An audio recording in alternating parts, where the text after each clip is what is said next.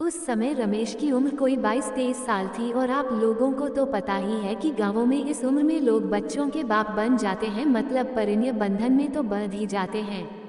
हाँ, तो रमेश की भी शादी हुई लगभग 4-5 साल हो गए थे और 1.5-2 साल पहले ही उसका गौना हुआ था।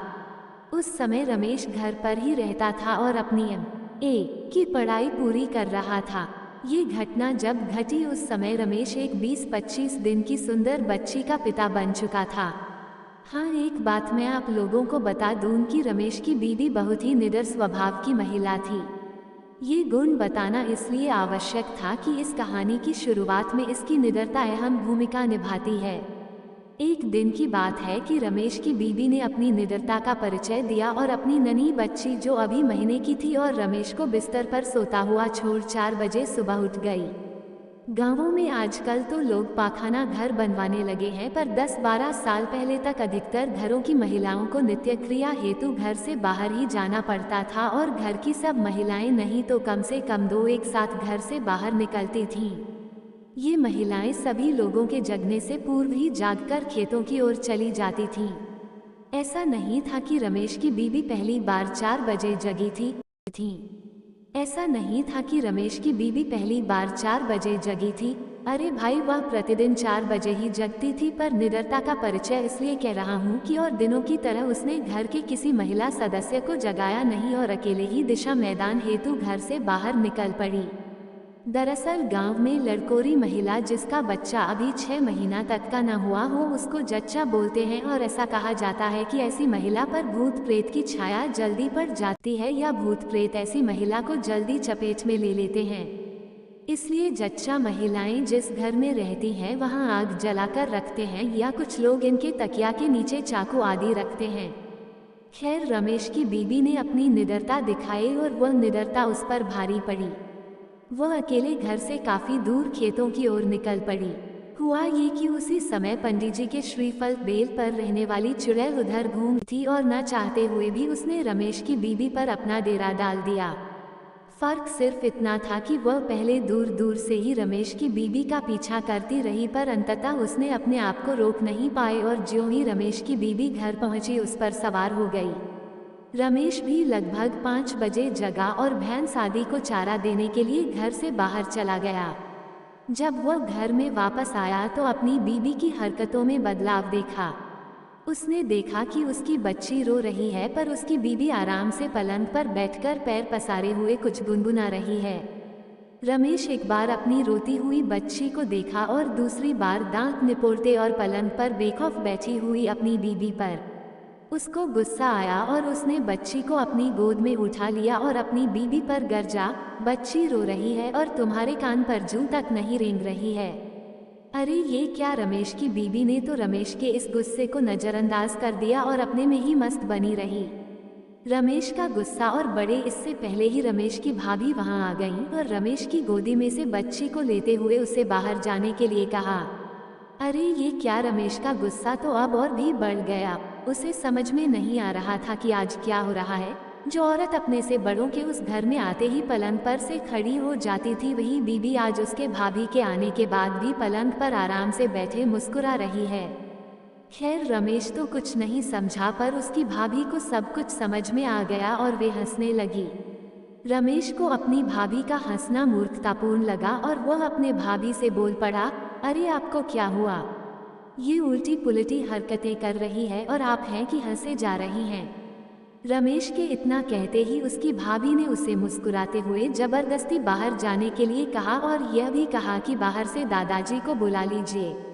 भाभी के इतना कहते ही कि दादाजी को बुला लाए रमेश सब समझ गया और वह बाहर न जाकर अपनी बीबी के पास ही पलंग पर बैठ गया।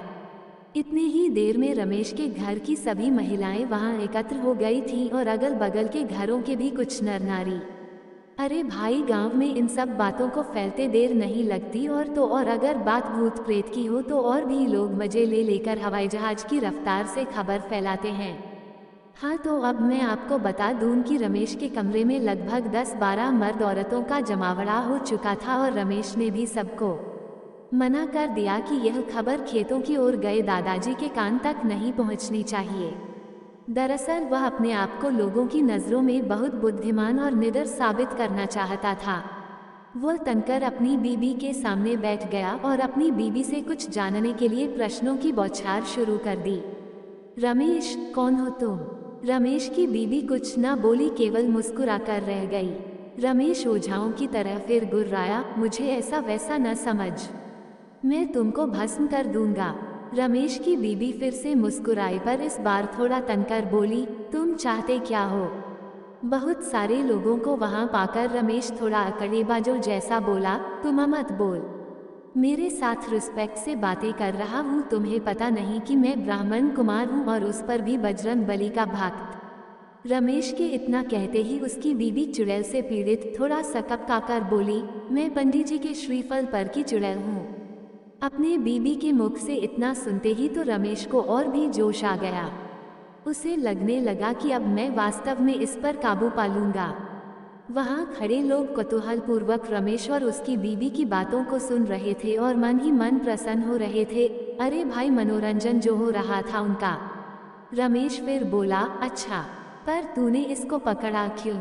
तुमके पता नहीं कि यह एक ब्राह्मण की बहू है और नियमित पूजा पाठ भी करती है? रमेश की चुड़ैल पीड़ित बीबी बोली, मैंने इसको जानबूझकर नहीं पकड़ा, इसको पकड़ना तो मेरी मजबूरी हो गई थी। यह इस हालत में अकेले बाहर गई क्यों? खैर, अब मैं जा रही हूँ, मैं खुद ही अब अधिक देर यहाँ नहीं रह सकती। रमेश अपने बीबी की इन बातों को सुनकर बोला, क्यों, क्या हुआ? डर गई ना मुझसे? रमेश के इतना कहते ही फिर उसकी बीबी मुस्कुराई और बोली, तुमसे क्या डर? मैं तो उससे डर रही हूँ जो इस घर पर लटक रहा है और मुझे जला रहा है। अब उसका ताप मुझे सहन नहीं हो रहा है। दरअसल बात ये थी कि रमेश के घर के ठीक पीछे एक पीपल का पेड़ था और गांव वाले उस पेड़ को बांसदेव बाबा कहते थे। लोगों का विश्वास था कि इस पेड़ पर कोई अच्छी आत्मा रहती है और वह सबकी सहायता करती है। कभी कभी तो लोग उस पीपल के नीचे जेवनार आदि भी चढ़ाते थे। और हाँ, इस पीपल की एक डाली रमेश के घर के उसी कमरे पर लटकती रहती थी जिसमें रमेश की बीबी रहती थी। चुड़ैल अपनी बीबी की बात सुनकर रमेश हंसा और बोला, जा मत, यहीं रह जा। जैसे हमारी एक बीबी है वैसे ही तुम एक और। रमेश के इतना कहते ही वह चुड़ैल हंसी और बोली, ये संभव नहीं है, पर तुम मुझसे शादी क्यों करना चाहते हो? रमेश बोला, अरे भाई, गरीब ब्राह्मण हूँ, कुछ कमाता धमाता तो हूँ नहीं, तू रहेगी जो थोड़ा धन दौलत लाती रहेगी। रमेश के इतना कहते ही वह चुड़ैल बोली, तुम बहुत चालू है, और हाँ, ये भी सही है कि हमारे पास बहुत सारा धन है, पर उस पर हमारे लोगों का पहरा रहता है। अगर कोई इंसान वह धन लेना चाहे तो हम लोग उसका अहित कर देती हैं। हाँ, और एक बात, और वह धन तुम जैसे जीवित प्राणियों के लिए नहीं है।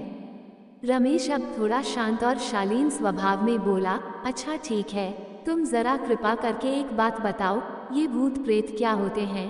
क्या तुमने कभी भगवान को देखा है? आखिर तुम कौन हो? क्या पहले तुम भी इंसान ही थी? चुड़ैल भी थोड़ा शांत थी और शांत थे वहां उपस्थित सभी लोग, क्योंकि सब लोग इन प्रश्नों का उत्तर जानना चाहते थे। चुड़ैल ने एक गहरी सांस भरा और कहना आरंभ किया, भगवान क्या है मुझे नहीं मालूम, पर कुछ हमारे जैसी आत्माएं भी होती हैं जिनसे हम लोग बहुत डरते हैं और उनसे दूर रहना ही पसंद करते हैं। हम लोग उनसे क्यों डरती हैं ये भी मुझे पता नहीं। वैसे हम लोग पूजा पाठ करने वाले लोगों के पास भी भटकना पसंद नहीं करते और मंत्रों आदि से भी डरते हैं। रमेश फिर पूछा, खैर ये बताओ कि तुम इसके पहले क्या थी? तुम्हारा घर कहाँ था? तुम चुड़ैल कैसे बन गई? चुड़ैल ने रमेश की बातों को अनसुना करते हुए कहा, नहीं नहीं, अब मैं जा रही हूँ, अब और मैं यहाँ नहीं रुक सकती, वे आ रहे हैं। चुड़ैल के इतना कहते ही कोई तो कमरे में प्रवेश किया और रमेश को डांटा, रमेश, ये सब क्या हो रहा है? क्या मजाक बनाकर रखे हो? रमेश कुछ बोले इससे पहले ही क्या देखता है कि उसकी बीबी ने साड़ी का पल्लू झट से अपने सर पर रख लिया और हड़बड़ाकर पलंग पर से उतरकर नीचे बैठ गई और धीरे धीरे मेरी बेटी कहते हुए रमेश की भाभी की गोद में से बच्ची को लेकर दूध पिलाने लगी। रमेश ने एक दृष्टि अपने दादाजी की ओर डाला और मन ही मन बुदबुदाया, आपको अभी आना था, सब खेल बिगाड़ दिए। आधे घंटे बाद आते तो क्या बिगड़ जाता। और वह गहरी सोच में डूब जाता है।